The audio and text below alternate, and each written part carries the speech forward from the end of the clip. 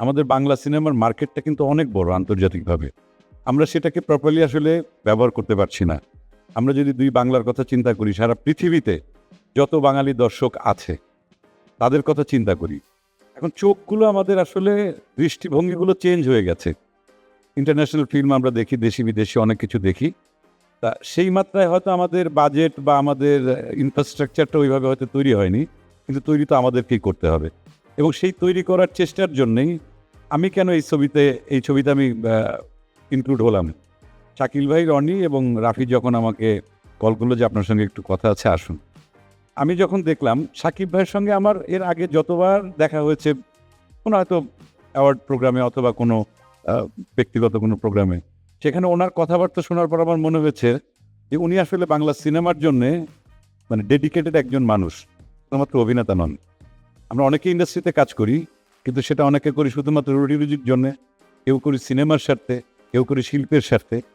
এই মানুষটার সঙ্গে আমার যতবার কথা হয়েছে আমার মনে হয়েছে যে তার যত জনপ্রিয়তা, সর্বোচ্চ জনপ্রিয়তা বাংলাদেশে আছে, এটাকে যদি ঠিকঠাক মতো কাজে লাগানো যায়, আমাদের সিনেমাকে চেঞ্জ করা সম্ভব, আন্তর্জাতিক মানে নেওয়া সম্ভব এবং আমাদের আন্তর্জাতিক বাজারে আমাদের একটা বিস্তৃতি ঘটানো সম্ভব।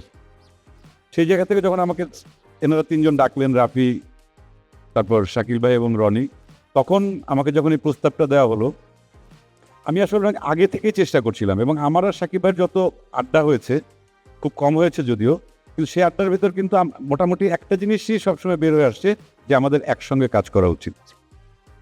এটা আমারও যেমন বিশ্বাস ছিল এবং এটা একটা আমার জন্য কি বলবো, আমি বলবো যে একটা সুযোগই, যে দেখি আমরা যদি একসঙ্গে কাজ করে যদি আমার কিছু দর্শক আছে, তার অনেক দর্শক আছে, বা আমরা একসঙ্গে কাজ করলে পরে যদি অধিকাংশ দর্শককে যদি আমরা সিনেমা হলে আনতে পারি, আমরা নেক্সট টাইমে অনেক বড় বড় বাজেট নিয়ে আমরা বড় বড় ছবি করতে পারবো। সেই সঙ্গে কলকাতার দর্শককে ইনক্লুড করা। মিমি ওইখানকার মানে মানে মোস্ট পপুলার একজন অ্যাক্টর, আমি যেটা বলবো তার জনপ্রিয়তা ওখানে তুঙ্গে। তার মানে কি, আমরা আমাদের সঙ্গে আমরা একাত্ম হয়ে কাজ করব, সেই সঙ্গে কিন্তু আমার মনে হয় কি যে সারা পৃথিবীতে যত বাংলা ভাষাভাষী আছেন, যত দর্শক আছেন, তাদেরকে শুধুমাত্র ছোট্ট একটা শক্তি দিয়ে আসলে তাদেরকে ধরা সম্ভব না।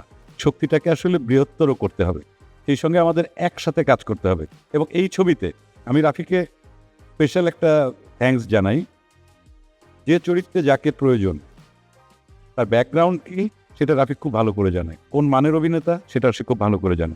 তাদেরকে এই এক ক্যানভাসে রাফি তাদেরকে এনেছেন এবং আপনারা যখন দেখবেন ছবিটা, এটা আপনাদের বলতে হবে